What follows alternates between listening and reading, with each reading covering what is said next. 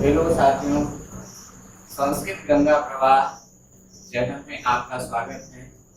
आप सभी CTET, TET, TGT, PGT Hindi और संस्कृत भाषा में पढ़ने वाले या भाग लेने वाले विद्यार्थियों के लिए हमने दीर्घ स्वर संधि के अंतर्गत आने वाले वर्णों की उदाहरण परिभाषा आज प्रस्तुत कर रहे हैं।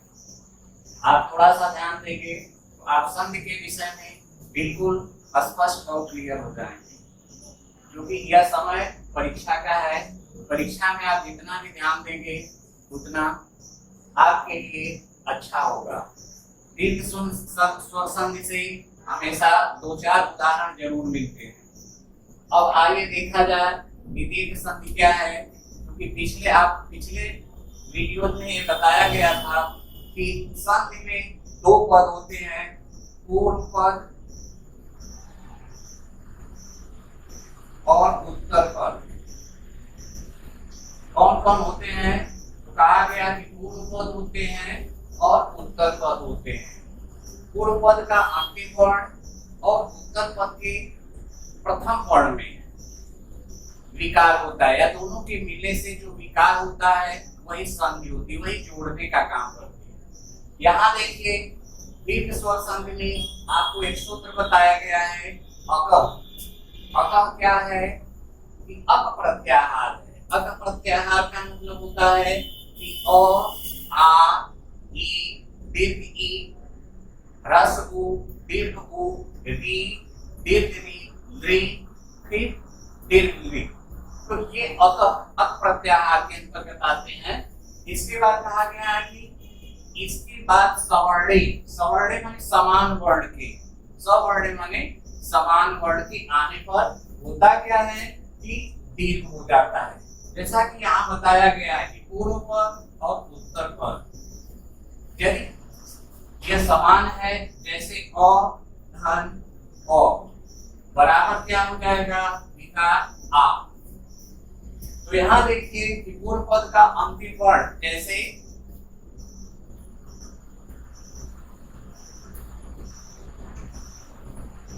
विद्या, धन, अर्थी। जैसे देखिए विद्या, धन, अर्थी, यह पूर्व पद का अंतिम वर्ण जो है, यह में आ की मात्रा लगी हुई है। तो इस आ को और फिर उत्तर पद का यह वर्ण ले लेते हैं। तो दोनों देखिए, दोनों मिलकर के क्या हो गए? आ हो गए। तो यह विकार है, इनके मिलने से ही जो है इस संधि की उत्पत्ति होती है। अब परिभाषा पर आइए कि अक प्रत्याहार के अंतर्गत अभी अभी आपको बताया गया कि अक प्रत्याहार के अंतर्गत आने वाले स्वर वर्ण कौन कौन है। तो यहाँ देखिए अ है, आ है, ई है, दीर्घ ई है, उ है, दीर्घ उ है, री है, दीर्घ ई है, री है और दीर्घ री है। वर्णों की समान होने पर दीर्घ स्वर संधि होती है। दूसरे शब्दों में ये भी कहा जा सकता है कि जब दो सवर्णिक स्वर, सवर्णिक का मतलब हो गया कि समान हो, दोनों के रूप, उच्चारण, गुण एक जैसे हो, वे सवर्णिक होते हैं। पास पास आते हैं अर्थात नजदीक आते हैं, तो दोनों मिलकर के दीर्घ हो जाते हैं। अब इसके उदाहरण, इसके चार नियम होते हैं। इसके कितने नियम होते हैं? चार नियम होते हैं। कौन कौन होते हैं? पहला होता है कि अ और आ का, दूसरा होता है ई और दीर्घ ई का, तीसरा होता है उ और दीर्घ उ का, और चौथा होता है री और री का। ये री वर्ण जो है री में ही समाहित हो जाता है। अब हम लोग उदाहरण पर आते हैं। दीर्घ संधि के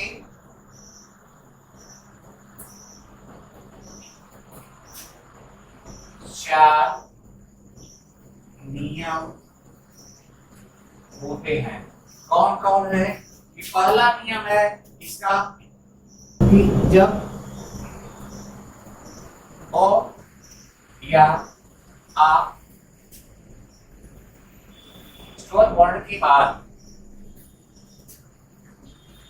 अ या आ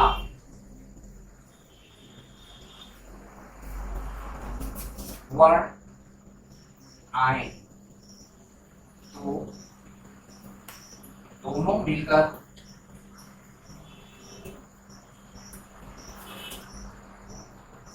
दीर्घ हो जाते हैं। क्या होते हैं? दीर्घ हो जाते हैं। अब देखिए यहां बताया गया है कि पूर्व पद में क्या हो, ओ या आओ। ठीक, द्वितीय पद क्या हो, ओ या आओ। ऐसी स्थिति में दोनों मिलकर के दीर्घ, दीर्घ माने जिसके उच्चारण में हमें अधिक समय लगाना होता है, अधिक बल लगाना होता है, अधिक ऊर्जा खर्च करनी होती है, वह दीर्घ होते हैं। तो यह होता क्या है? यह दीर्घ हो जाता है। कैसे होता है? अब जैसे देखिए कि धन, धन और थी। यहाँ देखिए आपको पिछले वीडियो में बताया गया है कि क से लेकर के यहाँ तक जितने भी वर्ण होते हैं, इसे फिर बताया जा रहा है कि क से लेकर के और यहाँ तक के जितने भी वर्ण होते हैं उसमें अदृश्य होता है और छिपा होता है।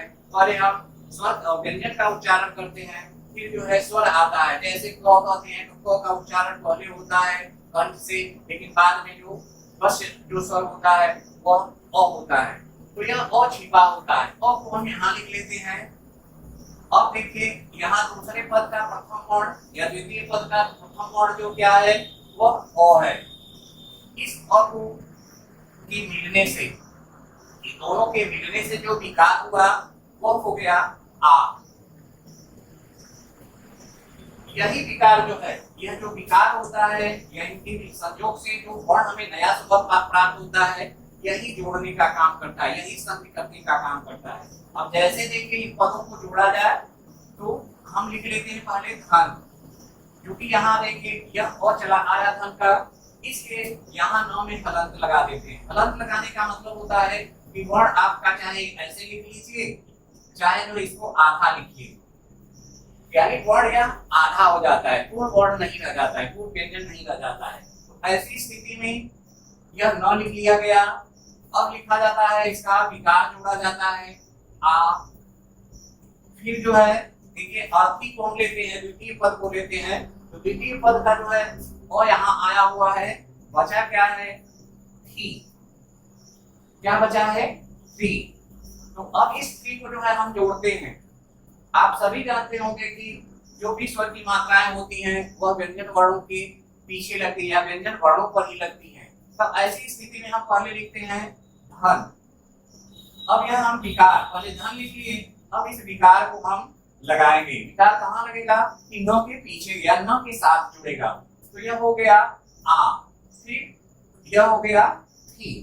पद क्या बना? धनार्थी। अब दीर्घ, दीर्घ क्या है? यहाँ देखिए आ की मात्रा है, ठीक है, इसकी मात्रा है आ की। तो इस आ की मात्रा को हम दीर्घ कहते हैं। इसी तरह इसका उदाहरण दूसरा है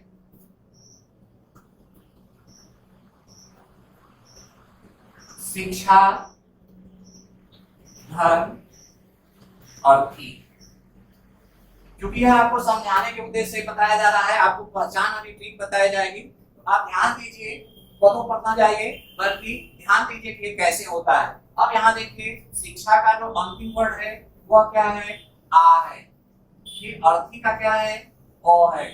अब यहाँ दोनों का विकार क्या होगा? जैसा कि आपको पूर्व में बताया गया कि दोनों मिलकर के दीर्घ हो जाते हैं। तो ऐसी स्थिति में यह अ का दीर्घ क्या होगा? यह आ हो जाता है। अब इस पद को जोड़ा जाएगा कि जैसे शिक्षा लिखते हैं तो यहाँ देखिए कि यह शिक्षा यानी आ की मात्रा यहाँ आ गई है। इस स्थिति में इस आ को न लिख करके यह वर्ण आधा हो गया, शिक्ष बन गया। अब इसके बाद यह विकार जोड़ दीजिए। विकार को जोड़ने के बाद बचता क्या है? यह अ देखिए यहाँ आया हुआ है। ऐसी स्थिति में बचा क्या है? थ्री। अब यह हो गया सी, फिर इस आ को लगा दीजिए शिक्षा पे, शिक्षा हो गया, फिर यह थी हो गया। इसी तरह दूसरा पद देखिए, इसके चार रूप होते हैं, प्रतिरूप होते हैं। आपको चारों समझाए जाएंगे। आपको कहीं भी डाउट होगा आप इस चैनल पर संपर्क करके समझ सकते हैं, पूछ सकते हैं। अब जैसे देखिए कि विद्या धन आलय। क्या है? विद्या धन आलय। अब विद्या में देखिए यहाँ आ है, यहाँ भी आ लगा हुआ है, तो हम यहाँ आ लिख लेते हैं और फिर दूसरे पद का पूर्ण क्या है? आ है। देख रहे हैं यहाँ भी आ लगा हुआ है, यहाँ भी आ लगा हुआ है, इसको हम ऐसे लिख लेते हैं। दोनों का जो विकार होगा वो क्या होगा? आ होगा। अब तो आप समझ गए होंगे कि विकार क्या है। ठीक है कि इन दोनों का जो संयोग है, सम्मिलन है या मेल है, इनके मेल से जो पद बनता है, शब्द बनता है, वो क्या है? आ है। अब इस आ को हम क्या करते हैं? जोड़ते हैं जब, तो यह विद्या शब्द हो गया। आपको बताया गया है कि वर्ण के यहाँ आने पर यह पद जो है आधा हो जाता है। फिर यह विकार लिखते हैं, विकार को लिख लिया गया। फिर जो है लय, लय कहाँ से आया? जैसे अभी ये देखिए यहाँ आ गया, ऐसी स्थिति में बचता क्या है? यह ल बचता है। जब लय बचता है तो लय को हम यहाँ लिख लेते हैं। अब इन पदों को जोड़ा जाए कि इस आ की मात्रा को कहाँ लगाएंगे?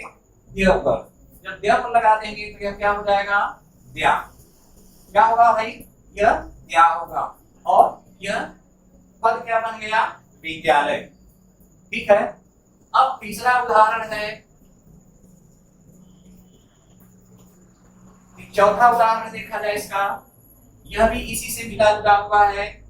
यहाँ देखिए धन का अ हो गया, यहाँ आ हो गया, यहाँ आ हो गया। अब आपको चाहिए क्या? कि आ और आ। अब देखिए, अब क्या इसका देखिए उदाहरण चौथे का, कि पुस्तक धन आलय।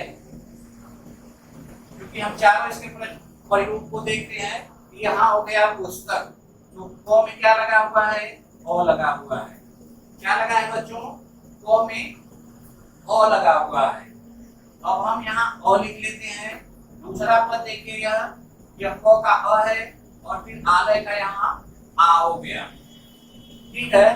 यहाँ क्या हुआ? आलय का यह आ हुआ। ठीक है। अब दोनों को मेल को देखिए क्या कहेंगे? दोनों का मेल जो होगा वो क्या होगा? यह आ हो गया। ठीक है। अब आगे जगह के बाद क्या करना है कि इन पदों को जोड़ना है। यह आप लोगों पर छोड़ दिया जाए तो ठीक नहीं है, क्योंकि ये उदाहरण बताया जा रहा है। इसको आप जानिए कि पुस्तक जैसे है तो हम पुस्तक ऐसे लिख लेते हैं। इसमें क्या लगाया जाएगा? तो हलंत लगाया जाएगा। क्यों लगाया जाएगा हलंत? क्योंकि क में लगने वाली अ की मात्रा जो है या अ वर्ण को जो है हटा दिए हैं। ठीक है। तो ये मेल कराया जा रहा है जब, तो यहाँ हम हलंत लगा देते हैं। ऐसी दशा में अब क क्या हो जाता है? आधा वर्ण हो जाता है। फिर जो है हम लिखते हैं, यह विकार लिखते हैं। क्या लिखेंगे? विकार। विकार के बाद क्या होगा? दूसरे पद का जो बचा हुआ वर्ण है, जैसे आलय का यहाँ आ गया, तो बचा क्या है? यह लय बचा हुआ। बचा क्या है? ये लय बचा है। जब लय बचा है तो यहाँ हम लय भी लिख लेते हैं। अब इनको हम जोड़ेंगे। ठीक है। जैसा कि ऊपर बताया गया कि कैसे जोड़ा जाता है, कि हमेशा आ की मात्राएं या स्वर की मात्राएं व्यंजन पर लगा दी जाती हैं। ये आपको ज्ञात होना चाहिए। तो यहाँ देखिए आ की मात्रा लग जाती है जब, तो यह शब्द बन जाता है पुस्तक का। फिर लय क्या बना? पुस्तकालय। ये तो आ और के समान वर्ण दिया और जो ग्रुप बना हुआ है, यहाँ देखिए और का जो ग्रुप बनाया गया है, इसका है समान वर्ण। ठीक है। अपर सवर्णी दीर्घ की अप्रत्याहार के अंतर्गत सवर्ण आने पर दीर्घ हो जाता है। तो यहाँ देखिए अभी ये जो चारों उदाहरण बताए गए हैं, यह अ के बताए गए हैं, अ और आ के बताए गए। आप ध्यान रखिए कि संधि में हमेशा पदों का अर्थ होना चाहिए। ठीक है। ये याद रखना होगा हमें कि जो दोनों पद निकलते हैं, यहाँ देखिए जैसे हम बनाए हैं, धन का अर्थ होता है, धन माने धन होता है, अर्थ माने अर्थ होता है। तो दोनों पद का कोई न कोई अर्थ होता है। सार्थक शब्दों की संधियां होती हैं। ये ध्यान रखना चाहिए कि दोनों पद जो होंगे उनका कोई न कोई अर्थ हो। निरर्थक शब्दों की संधि नहीं होती है। यहाँ देखिए शिक्षा है और अर्थी है। शिक्षा को प्राप्त करने वाला क्या कहलाता है? शिक्षार्थी कहलाता है। उसी तरह यहाँ देखिए विद्या है, विद्या का आपके पास जो है आलय है, तो विद्या का मतलब अर्थ जो है विद्या ही होता है, जबकि आलय का अर्थ होता है घर। तो इन दोनों पदों का अर्थ है, ठीक है। यहाँ देखिए पुस्तक है, फिर आलय है, पुस्तकों का घर। तो ऐसी स्थिति में आपको ध्यान रखना होगा कि जो हम संधि बताते हैं, संधि के पद को जब बनाते हैं या संधि विच्छेद करते हैं, तो हमें ये ध्यान रखना चाहिए कि दोनों का अर्थ निकले। निरर्थक शब्दों की संधि नहीं होती है। फिर आगे चलते हैं कि हम कैसे जानेंगे कि इसमें दीर्घ संधि है। कैसे हम पदों को, यदि आपको इन पदों को दे दिया जाए तो आपको समझना होगा कि हम इन पदों को कैसे तोड़ें, ठीक है।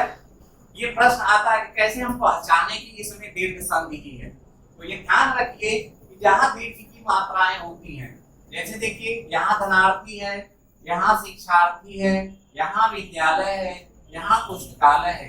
ये ध्यान रखिए कि जब दीर्घ मात्राएं लगी होती हैं, जहां भी दीर्घ मात्राएं लगी होगी वहीं से पदों को तोड़ा जाएगा। अब कैसे तोड़ा जाएगा?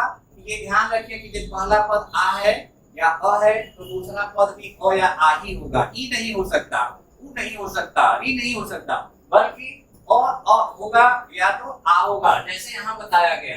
तो ये परीक्षाओं में आपको ध्यान देना होगा कि दीर्घ मात्राएं कहाँ लगी हुई है, ठीक है। जैसे यहाँ आ भी लगी है, यदि हम देखिए यहाँ भी दीर्घ मात्रा लगी है, इसको हम तोड़ते हैं तो कोई पद नहीं बनता है, इसलिए संधि नहीं होगी। यहाँ देखिए यहाँ भी दीर्घ मात्रा लगी है, लेकिन यहाँ से जिस पद को तोड़ा जाता है तो भी कोई उसका अर्थ नहीं होता है। यहाँ देखिए विद्यालय, ठीक है, विद्यालय, जैसे विद्यालय है, वी में दीर्घ ई है, ह्रस्व ई है, इसलिए यहाँ भी यहाँ से पद को अलग किया जाए तो विद्यालय हो जाएगा। वी का कोई विशेष अर्थ होता है, लेकिन विद्यालय का कोई अर्थ नहीं होगा।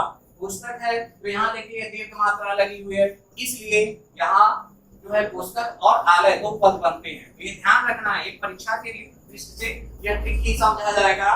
कि इसका पांचवा उदाहरण देख लीजिए कि एक शब्द होता है स्वागत,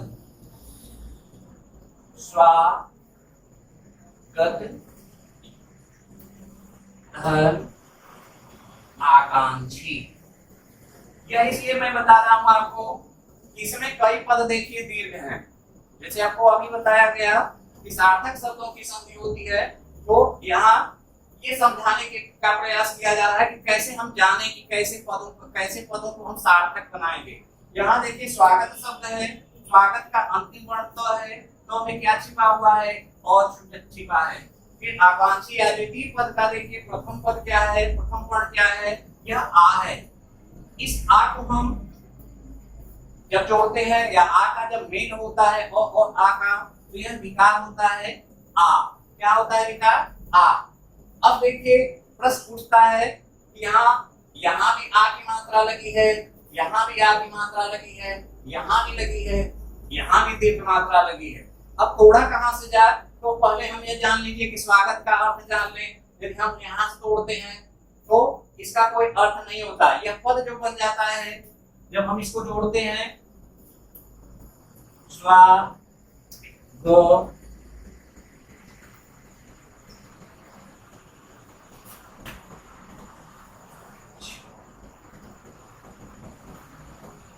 स्वागताकांक्षी। ये पद क्या बना कि स्वागता, देखिए स्वागताकांक्षी, ठीक है। तो यहाँ देखिए यदि हम यहाँ से इस पद को जोड़ेंगे, ठीक है, तो पहला पद हमारा होता है स्व, ठीक है।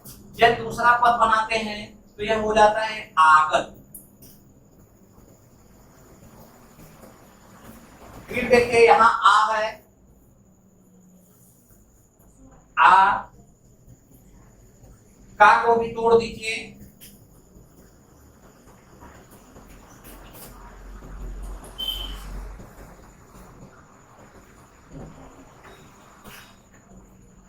देखिए यहाँ स्व हो गया, पहला पद आपका हो गया स्व, दूसरा हो गया आ, फिर तीसरा हो गया आ, फिर चौथा हो गया का, ठीक है। तो ऐसी स्थिति में स्व माने तो अपना होता है, स्व माने अपना, आगत माने आया हुआ, अपना आया हुआ, आ क्योंकि यह दीर्घ वर्ण है। कांक्षी माने चाहने वाला। तो इस पद का, इस पूरे पद का यदि पदों को अलग अलग हम करते हैं तो इसका कोई अर्थ नहीं निकलता है, इसलिए यह संधि गलत मानी जाती है। व्याकरण के नियमों के अनुसार इस संधि को हम गलत मानते हैं। तो हम यह ध्यान दें कि हमें पदों को कहां से तोड़ना है जिसका कोई न कोई अर्थ निकले। ठीक है, परीक्षाओं को एक बार फिर दोहरा दे रहा हूं कि दीर्घ संधि या दीर्घ संधि के अंतर्गत हम कैसे जाने कि इसमें दीर्घ संधि है। यह ट्रिक है, मैं यहाँ इसको लिख देता हूं। देखिए परीक्षाओं में आप कैसे जानेंगे कि दीर्घ संधि है, तो जहां, ठीक आप जान लीजिए, ठीक लिख दो,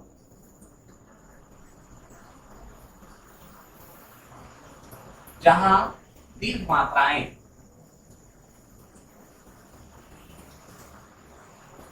जैसे आ, ई, ओ, वी आदि लगी हो,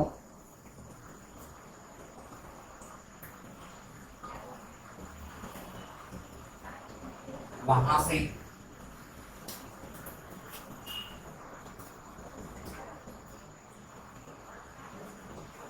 दीर्घ संधि होती है। क्या होती है? या दीर्घ संधि होती है। दूसरी चीज हम ध्यान लें, ये तो पहला नियम चीज है, पहली बात है। दूसरी इसमें है कि सार्थक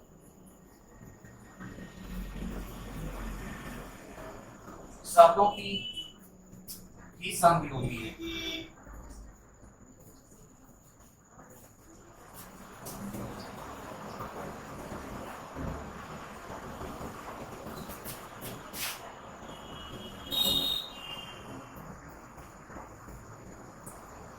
ये दो चीजें आपको हमेशा याद रखना है कि दीर्घ मात्राएं या दीर्घ संधि हम कैसे पहचाने। तो आपको एक विशेष चीज बताई जा रही है कि जहां आ की मात्राएं लगी हों, जहां दीर्घ ई की मात्राएं लगी हों, जहां दीर्घ ऊ की मात्राएं लगी हों, जहां दीर्घ री की मात्राएं लगी हों, वहीं से दोनों पदों को हम अलग करते हैं। क्या करते हैं?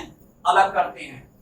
तो ऐसी स्थिति में हम कौन संधि मानेंगे? उसे दीर्घ संधि मानेंगे। क्यों मानेंगे? क्योंकि ये सभी जो है दीर्घ वर्ण हैं, इसके जो विकार हैं वे दीर्घ होते हैं, इसलिए इसे दीर्घ संधि कहा गया है। संधि के नियम के विषय में जैसे आपको बताया गया कि सार्थक शब्दों की संधि होती है। सार्थक क्या होता है कि सधन अर्थक, ऐसे होता है सधन अर्थक, अर्थात अर्थ सहित। क्या होता है? अर्थ सहित, जिसका कोई न कोई अर्थ निकले। यदि अर्थ नहीं निकलता है तो वह संधि नहीं होगी, बल्कि वह गलत होगी। हम प्रयोग के दृष्टि से कर सकते हैं, देख सकते हैं, लेकिन वह संधि नहीं मानी जाती है। तो यह हो गई आपके आ और आ के। अब हम दूसरे नियम को देखते हैं। दूसरा नियम क्या है कि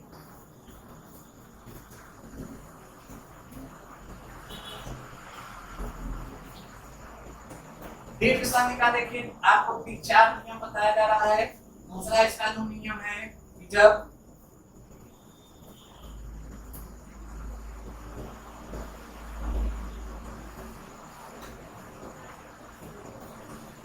के बाद समान वर्ण क्या है कि ई और दीर्घ ई,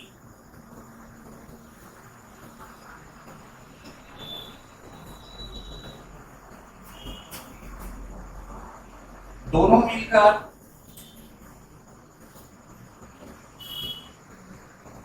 क्या होते हैं? ये दीर्घ ई।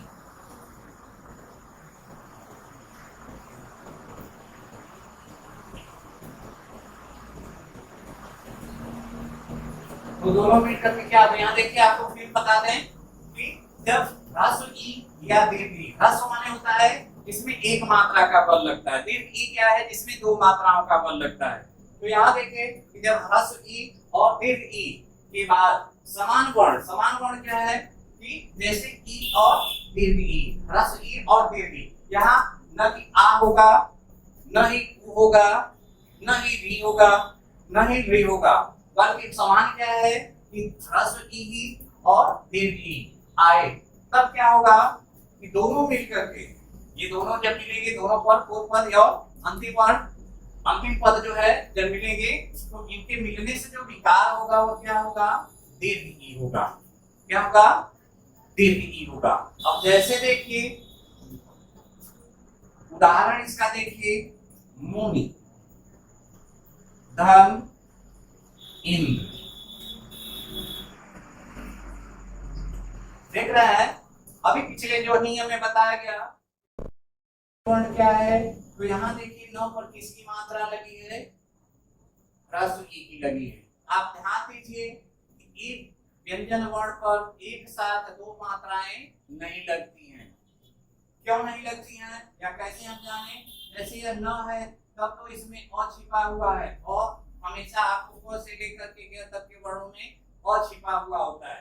लेकिन यदि इसमें हम ई की मात्रा लगा देते हैं तो यह नी हो जाता है, अ का लोप हो जाता है। यदि इसमें हम न में आ की मात्रा लगा देते हैं तो अ का लोप होता है, यह ना हो जाता है। यदि न में उ की मात्रा लगाते हैं तो यह नो बोला जाता है, न कि न बोला जाए। तो ऐसी स्थिति में जब कोई भी स्वर अ को छोड़ करके जब कोई भी स्वर हम व्यंजन वर्ण पर लगा देते हैं तो जो वर्ण लगाते हैं, जो स्वर लगाते हैं, उच्चारण उसी के अनुरूप होता है, न कि अ के अनुरूप। तो ऐसी स्थिति में देखिए कि पूर्व पद का अंतिम वर्ण क्या हो गया? ई। न पर किसकी मात्रा लगी है? ह्रस्व ई की। अब इसके बाद देखिए दूसरे पद का प्रथम वर्ण। अब तो बार बार नहीं बताना पड़ेगा आप लोगों को इतना तो जरूर ज्ञान हो गया होगा कि पूर्व पद और अंतिम पद उत्तर पद क्या है। तो यहाँ देखिए यह पूर्व पद हो गया, यह क्या हो गया? उत्तर पद हो गया। उत्तर पद का प्रथम वर्ण और पूर्व पद का अंतिम वर्ण, यह दोनों क्या है? ह्रस्व ई है। यहाँ भी देखिए ह्रस्व ई है, यह भी ह्रस्व ई है। दोनों का विकार जो होगा वो क्या हो जाएगा? यहाँ बताया गया है वो दीर्घ ई है। क्या है?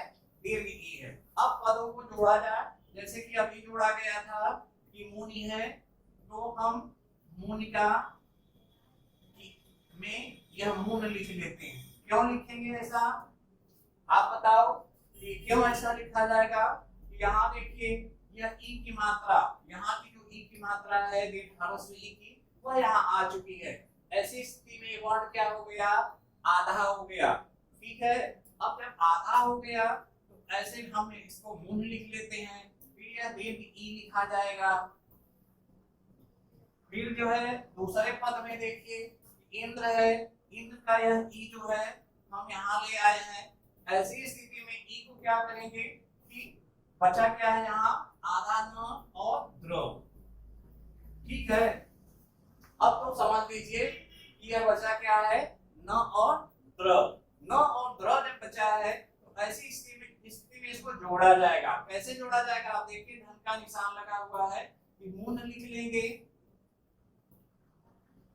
मून।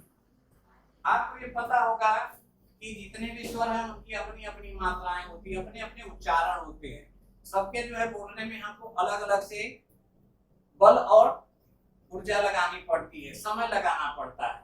अब देखिए यहाँ जैसे दीर्घ ई है तो दीर्घ ई को हम कहाँ लगा देंगे? इस न पर लगाएंगे। जब न पर लगाएंगे तो यह हो गया मुनि। ठीक है। अब बचा क्या है? यह आधा न है, फिर यह द्रव है। क्या बन गया? यह पद मुनीन्द्र। ठीक है। तो यहाँ देखिए ये, यहाँ भी देखिए यह आ गया दीर्घ ई। ठीक है। तो आप यह समझ सकते हैं कि इसमें कौन संधि होगी। आपको अभी अभी बताया गया कि जहां दीर्घ मात्राएं लगी होगी वहीं इन पदों को तोड़ा जाएगा। अब दूसरा उदाहरण देखिए,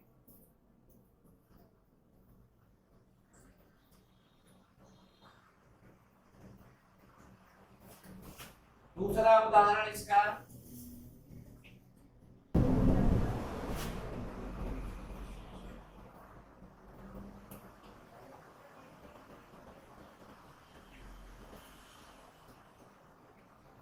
अब देखिए यहाँ तो ह्रस्व मात्रा थी लेकिन अब क्या दिखा दिया गया? दीर्घ। ठीक है। तो दीर्घ मात्रा जब यहाँ है तो हम इसको दीर्घ लिख लेते हैं। फिर दूसरे पद की अंतिम का पूर्व पद जो है क्या है? ह्रस्व मात्रा है। ऐसी स्थिति में दोनों मिलकर के क्या हो जाएंगे? दीर्घ ई हो जाएंगे। और जोड़ा गया है, यह सच लिख लेंगे, फिर यह दीर्घ ई विकार लिख लीजिए, ठीक है। फिर क्या लिखा जाएगा, यह आधा न और द्र, क्या लिखेंगे, न और द्र, तो हो क्या गया यह सौ जो लिख लीजिए, यह दीर्घ ई की मात्रा लगा दीजिए और यह द्र हो गया, क्या हुआ, सचिंद्र, ठीक है। यहाँ भी देखिए यह दीर्घ मात्रा लगी है, यदि यह पद आपको परीक्षा में दे दिया जाता है तो आप देख लीजिए कि यहाँ इसको इसकी संधि क्या होगी, कहाँ से इस पदों को तोड़ा जाएगा, ठीक है।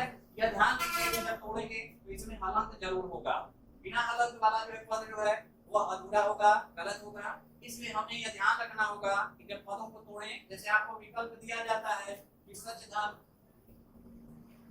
इंद्र है, कौन सही है, जैसे परीक्षाओं में आता है कि सच धन इंद्र है, फिर यह कर देते हैं सच धन इंद्र कर देते हैं, या फिर कर देंगे सौ धन इंद्र, या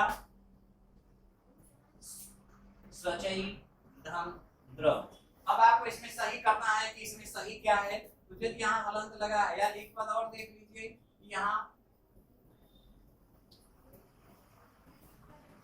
यह दे दिया गया, यह 4-5 विकल्प आपके पास है, तो इसमें से कौन सही होगा, तो अभी आपको बताया गया कि आप ध्यान दीजिए कि जिसमें हलंत की मात्राएं लगी हैं, पूर्व पद में हलंत की मात्राएं लगी हुई हैं, वह सही होगा, न कि जिसमें हलंत की मात्राएं लगी हुई है नहीं लगी है वह सही नहीं होगा। तो आप कतई जो है इसे जो है सही मत करिए, अपना उत्तर मत चुनिए, बल्कि आप उत्तर किसको चुनेंगे जिसमें हलंत की मात्राएं लगी हुई है। तो यह हो गया आपके दो उदाहरण। तीसरा देखा जाए जिसमें दीर्घ दी की मात्राएं जोड़ी जाएंगी, जैसे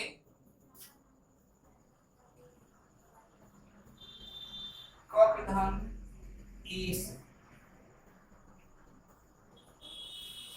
क्या है यह, कॉपी है, कॉपी माने आप जानते हैं सुबह सुबह नाम नहीं लिया जाता है, इसका जो राम के सेवक थे उसे उसका नाम है कॉपी। तो कॉपी में देखिए किसकी मात्रा लगी हुई है, यह ई की मात्रा लगी है, और दूसरा पद क्या है कि ईस है, ईस में कौन ई है, कहा गया कि दीर्घ है, ठीक है। अब दीर्घ जब है तो हम क्या कर देंगे, इसका विकार क्या होगा, यह दीर्घ होगा, ठीक है, क्या होगा, यह दीर्घ होगा। अब दीर्घ जब होगा तो ऐसी स्थिति में हम जोड़ने का काम करें, यह को और को, अब हलंत लगेगा कि नहीं, तो लगेगा, ठीक है, ठीक है, समझ गए ना कि हलंत यहाँ लगेगा, क्यों लगेगा, क्योंकि यह ई की मात्रा जो है हम संधि करते समय दूसरे जगह ले आए हैं या दूसरी जगह प्रयोग की गई है, ऐसी स्थिति में यह कप शब्द जो है आधा हो गया है, उस वर्ड जो है आधा हो गया, तो हम यहाँ पर लिख लेते हैं, फिर इसके बाद यह विकार लिखा जाएगा, हाँ क्या लिखेंगे, विकार, ठीक है, जो परिवर्तन लाता है, विकार क्या है, परिवर्तन लाता है, पदों को जोड़ता है, नया पद बनाता है, वह विकार है। फिर देखिए यह ईस है, ईस में देखिए यह यहाँ आया हुआ है, तो ऐसी स्थिति में यहाँ क्या कर देंगे कि यह स बच गया, ठीक है। अब कहेंगे कि ये कैसे कपीस होगा, तो अब इसको जोड़ने के लिए सीखा जाए कि क हो गया, फिर प लिख लेंगे, अब यह इसकी मात्रा जब लगाएंगे तो यह कपी हो गया, और फिर स बचा, क्या बचा, स, ठीक है, यह स बचा, पद क्या हो गया, कपीस, ठीक है। कपीस माने होता क्या है, कोई बताएगा, तो कपीस माने होगा कि कप माने बंदरों का, कप माने बंदरों का, ठीक है। ईस माने स्वामी, ईस माने क्या होता है, स्वामी, तो जो बंदरों का स्वामी है, आप बता सकते हैं बंदरों का स्वामी कौन है, कोई बताएगा, चलिए, तो बंदरों का स्वामी तो राम को भी माना जाता है, और जो वानरों की सेना के अधिपति थे वह कौन थे, तो सुग्रीव थे, ठीक है। तो ऐसी स्थिति में यह कपीस शब्द बन गया। अब चौथा उदाहरण देखिए,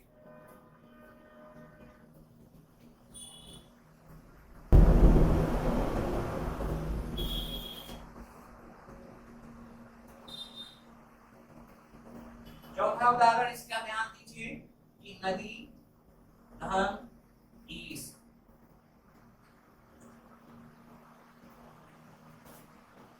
नदी धन ईस, यहाँ देखिए नदी में किसकी मात्रा लगी हुई है, यहाँ ई की लगी है। कौन ई है? तो दीर्घ ई है। फिर इसमें किसकी मात्रा लगी हुई है? यह भी दीर्घ ई है। ठीक है, दोनों दीर्घ ई है, दोनों के मिलने से जो विकार होगा वह दीर्घ ई होगा। ठीक है, अब ऐसे ही इनको जोड़ा जाएगा। पहला पद क्या बनेगा बताओ भाई? नग। ठीक है, इसका विकार क्या हो गया? ई हो गया। फिर बचा क्या है? सौ बचा है। क्या बचा? ये 100 बचा हुआ है। अब जब हम जोड़ेंगे तो ये कौन सी मात्रा कहाँ लगेगी? 100 पर लगेगी कि 2 पर लगेगी? तो लगेगी किस पे? 2 पर। अब जब 9 और 2, ठीक है, ये दीर्घ की मात्रा लगा दिए, यह नगीस हो गया। ठीक है, यहाँ देखिए इसके जो चारों नियम है, चारों प्रकार के जो उदाहरण है इस नियम के, यह आपको बताए गए। कि पहला नियम यह देखिए है कि मूलधन यहाँ ई के बाद ई आया तब यह दीर्घ हुआ। यहाँ देखिए दीर्घ ई के बाद ह्रस्व ई आई तब भी दीर्घ हुआ। यहाँ देखिए कि ह्रस्व ई के बाद दीर्घ ई आई तब भी दीर्घ हुआ, और दीर्घ के बाद दीर्घ आया तो तब भी ई हुआ। ठीक है, तो यह आप जान लीजिए कि इसमें समान वर्ण हो और समान न हो। ठीक है, समान का मतलब कि एक जैसा हो। यहाँ जैसे देखिए ई है, ह्रस्व ई है, दीर्घ ई है, यहाँ ह्रस्व ई है, यहाँ दीर्घ ई है, तो यह समान कहा गया है। ठीक है, पहचान अभी बताइए आप लोग, आपको क्या बताया गया, कैसे आप जानेंगे परीक्षाओं में कि यहाँ दीर्घ की मात्राएं हैं या इसमें दीर्घ संधि है? तो इसकी पहचान है कि हम दीर्घ की मात्रा यहाँ देख रहे हैं, हम यहीं से इन पदों को तोड़ेंगे। ठीक है, इन पदों को कहाँ से तोड़ा जाएगा?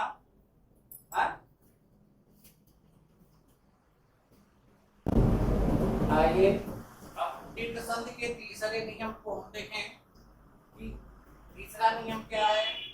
उ, ह्रस्व उ और दीर्घ उ।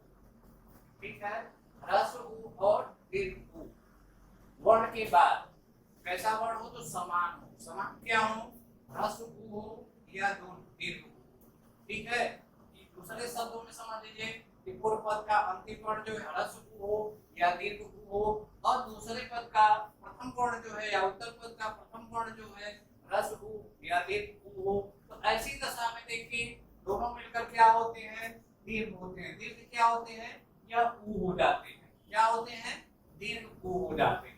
अब इसके उदाहरणों पर आते हैं कि जैसे अनुदित है। ठीक है, अनुधन उदित। अब अन में देखिए कि पहले पद के अंतिम वर्ण में किसकी मात्रा लगी हुई है? उ की लगी है। फिर उदित में किसकी लगी है? कि यह उ की लगी है। ठीक है, दोनों मिलकर के यहाँ देखिए क्या हुआ है? दीर्घ। तो ऐसी स्थिति में दीर्घ उ लगा देते हैं।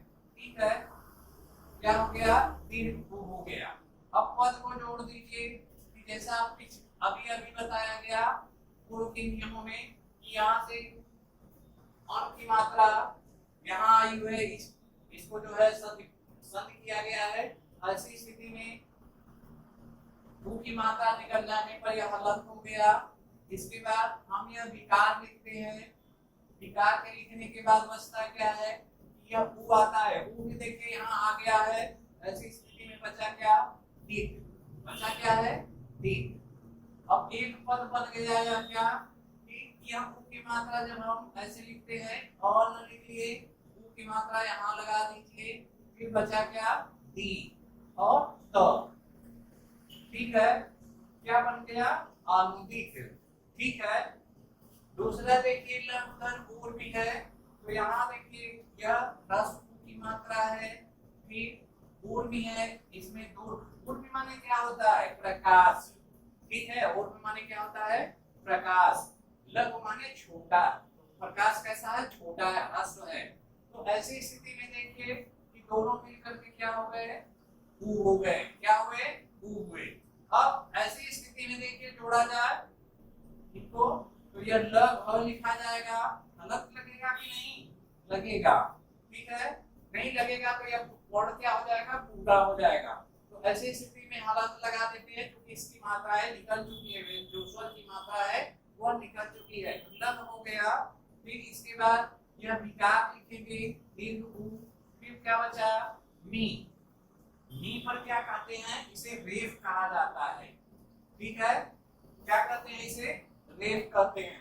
तो ऐसी स्थिति में हम जब जोड़ेंगे इसे तो ल हो गया, फिर घ हो गया, फिर यह उ की मात्रा लगा देते हैं, वो हो गया फिर मी, क्या हुआ मी, क्या बन गया पद लघोर्मी।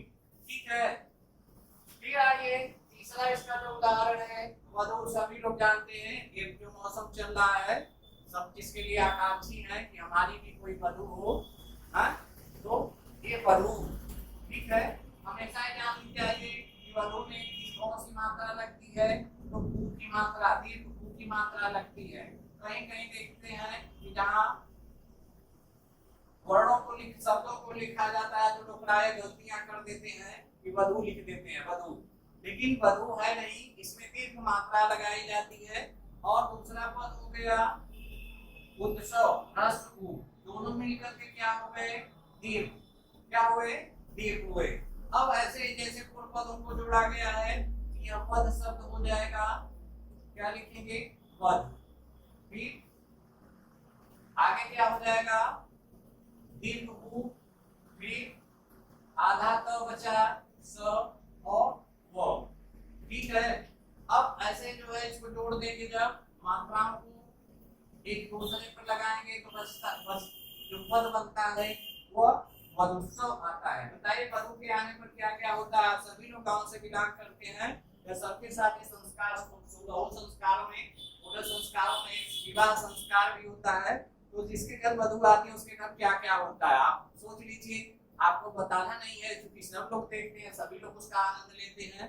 तो यहाँ पद बन गया वधुत्सव, क्या बना वधुत्सव। अब भू, भू माने भू यहाँ हो गया, भू में देखिए दीर्घ मात्रा लगी, भू माने पृथ्वी, क्या होता है भू माने पृथ्वी। और ऊर्जा, ऊर्जा माने शक्ति, ऊर्जा माने क्या होता है शक्ति, शक्ति क्या है ताकत, जो हमें बल प्रदान करती है, जो हमारी मशीनों को, हमारे यंत्रों को चलाने का काम करती है।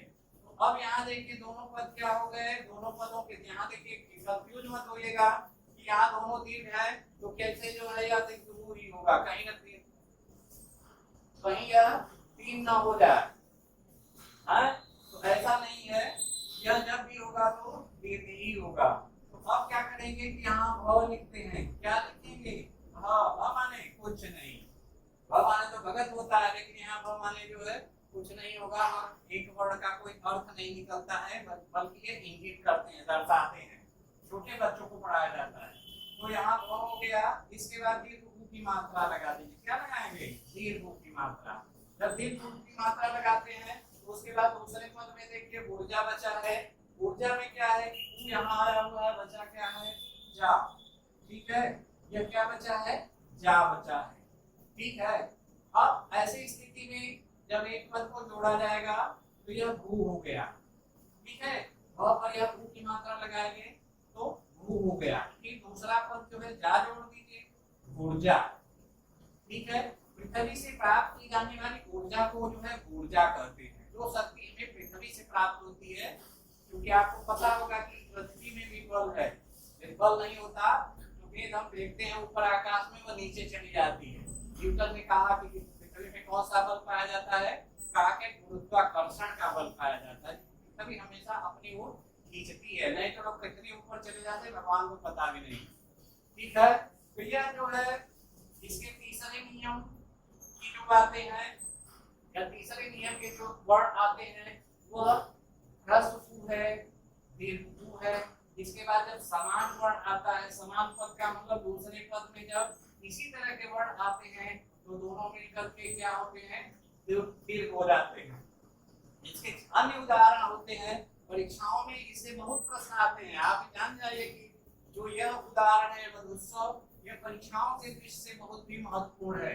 लघुर्मी का भी इसी तरह जो है परीक्षाओं में अक्सर पूछा जाता है कि बताओ बच्चों इसमें कौन संधि है, या तो आपको यह देख दिया जाता है कि इन पदों को जोड़ने से क्या बनेगा, परीक्षाओं के दृष्टि से देखा जाए कि अनधन उदित यदि हम जोड़ते हैं तो कौन सा पद होगा, लघु धन पूर्व भी जोड़ते हैं तो कौन सा पद बनेगा, या वधु धन उत्सव जोड़ते हैं तो कौन सा पद बनेगा, या वधु धन ऊर्जा, तो ये पद कैसा बनेगा।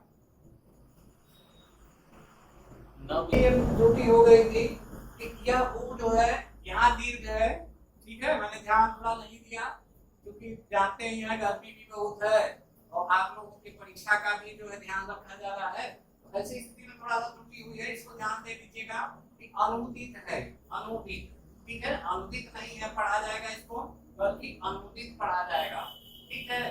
तो ये देखिए कि यदि यह पद दे दिया जाता है परीक्षाओं में, ठीक है, जैसे अनुदित है या लघुनी है या मधुत्सव है या ऊर्जा है, ठीक है। तो ऐसी स्थिति में हम कैसे जाने कि इसमें कौन संधि होगी? तो आप आंख मूंद करके या हमारे बातों को ध्यान रखिएगा कि जब दीर्घ उ की मात्राएं जहां से लगी होंगी उसमें पहली पहचान इसमें दीर्घ संधि होगी। दूसरी है कि इसको यदि तोड़ा जाएगा तो क्या होगा, तो यह यदि आपको दिमाग में रहेगा, आपके दिमाग में बात आएगी कि सर ने बताया है कि ह्रस्व या दीर्घ होगा, तो हम ह्रस्व दीर्घ जब बनाएंगे तो उसका ये देखेंगे कि उसका अर्थ निकल रहा है कि नहीं। जैसे अन, ठीक है, तो अन यहाँ लगा दिए, फिर उदित, ठीक है, तो ये दोनों पद मिलकर के क्या बन गए, अनुदित। तो यह परीक्षाओं में बार-बार जो है प्रश्न आता है कि कैसे हम जाने। अक्सर आप लोगों ने वीडियो में देखा होगा, किताबों में जो लिखा है, किताबों में हर किताबों में आप पढ़ेंगे कि ये जो है इस तरह की संधियां हैं, लेकिन आप समझ नहीं पाते हैं कि इसमें ह्रस्व है कि दीर्घ है, कि कैसे इसको हम जाने कि ये दीर्घ संधि है। तो आप ध्यान रखिए कि जहां यह दीर्घ मात्राएं लगी हुई है और पदों का अर्थ निकल रहा है, वहीं से हम पदों को तोड़ेंगे। और यदि ई की मात्रा लगी, ह्रस्व दीर्घ या दीर्घ ई की मात्रा लगी है या आ की मात्रा लगी है या उ की मात्रा लगी है, तो ऐसी स्थिति में उसमें कौन संधि होगी, तो दीर्घ संधि होगी, ठीक है। अब इसके आगे जो है एक और इसका नियम है री का, ठीक है। तो री का नियम तो ह्रस्व ई है, ठीक ना, ये ह्रस्व ई है। और रीडम में देखिए कैसे दो मात्राएं हैं, एक ऊपर है एक नीचे, तो यह हो गया रीडम। दोनों मिलकर के क्या होता है कि यह दीर्घ हो जाता है, ठीक ना। दीर्घ में हम क्या करते हैं कि नीचे हम एक और जोड़ देते हैं, ठीक ना। अब फिर देखिए कैसे जोड़ते हैं कि एक ऐसे लगा दिया जाता है, फिर इसी में हम दूसरे री को जोड़ देते हैं, ठीक ना। तो यह कहा जाता है दीर्घ री। अब जब इसको जोड़ते हैं तो क्या होता है कि पी लिख देते हैं, फिर तो लिखते हैं, ठीक ना। अभी अभी जो बताया गया नियम, फिर यह दीर्घ री लगाते हैं, ठीक। देखिए रीडम में यहाँ यह री जो है यहाँ लिखा गया है, ऐसी स्थिति में बचता क्या है, डम, ठीक है। क्या बचा है, डम, ठीक है। तो जब डम बचा है तो हम जब एक में इसको जोड़ते हैं तो यह री की मात्रा जो है इस तो पर लग जाती है, पद जो बनता है वह हो गया कि यह तो पर जो है हम लगा देते हैं, फिर फ्रीडम, क्या हो गया, फ्रीडम। फ्रीडम माने पिता द्वारा या पितरों द्वारा या पूर्वजों द्वारा दिया गया धन, दिया गया, ऋण माने होता है कर। तो हम सभी लोग आभारी अपने पूर्वजों के, जिन्होंने हमें पैदा किया, हमें संस्कार दिए, आज हम इस स्थिति में हैं। इसी तरह देखिए गोत्र विधान विकार, और गोत्र में भी देखिए पिता में यहाँ नहीं लगा है और फिर विकार में भी लगा हुआ है, दोनों मिलकर के क्या हो गए, यह दीर्घ हो गए, ठीक ना। अब इसको जब हम लिखते हैं तो हो, फिर यह त्रित्र हो गया, ठीक ना, इस री को लगा देते हैं, फिर हाँ ऐसे देखिए, हाँ हलंत लगा लेते हैं, फिर यह री लिख लिया जाएगा, फिर यह कार हो गया, क्या है, कार है, ठीक है। अब इसको जब एक जगह जोड़ते हैं तो यह हो, तो में यह दीर्घ री लगा देते हैं, हो त्रिकार है, ठीक ना। जब हवन आदि करते हैं, ईश्वर को जो हम आहुति प्रदान करते हैं, देवताओं को आहुति देते हैं, तो वह हो त्रिकार कहलाता है। अब अगला एक नियम आता है री, इसके उदाहरण शायद आपको मिल जाए, लेकिन इसके भी नियम है कि इस री का जो है इस री में परिवर्तन हो जाता है, ठीक ना। इसके उदाहरण बहुत कम मिलते हैं पुस्तकों में और परीक्षाओं में भी कम आते हैं, जबकि अन्य संधि यण संधि में री धन आकृत ऐसे आता है कि री धन आकृत, यह यण संधि के अंतर्गत है, न कि दीर्घ में। ये ध्यान दीजिए, यह हो जाता है लाकृति। ठीक ना, जब आपको यण संधि बताएंगे तो उस समय ये समझाएंगे आपको बता देंगे, इसमें कोई वो नहीं है, लेकिन इसका कोई उदाहरण नहीं मिलता है। ठीक है, लेकिन यह जरूर जानिए कि इस री का जो है जो प्रयोग होता है वह इस री में परिवर्तित हो जाता है। इसी री में परिवर्तित, री के आने पर जो है री में परिवर्तित हो जाता है। ठीक है, तो इस तरह आज का वीडियो जो है यही समाप्त होता है। यदि आपको यह हमारा वीडियो पसंद आए, ठीक है, यह आपके काम, हमारी यह मेहनत, हमारी जो है बुद्धि या हमारे द्वारा बताए गए ट्रिक आपके काम आ जाएंगे तो मैं अपने को धन्य समझूंगा। आप भावी परीक्षाओं में अच्छे अंक प्राप्त करें, इस शुभकामनाओं के साथ आज का वीडियो यही समाप्त करता हूँ। धन्यवाद।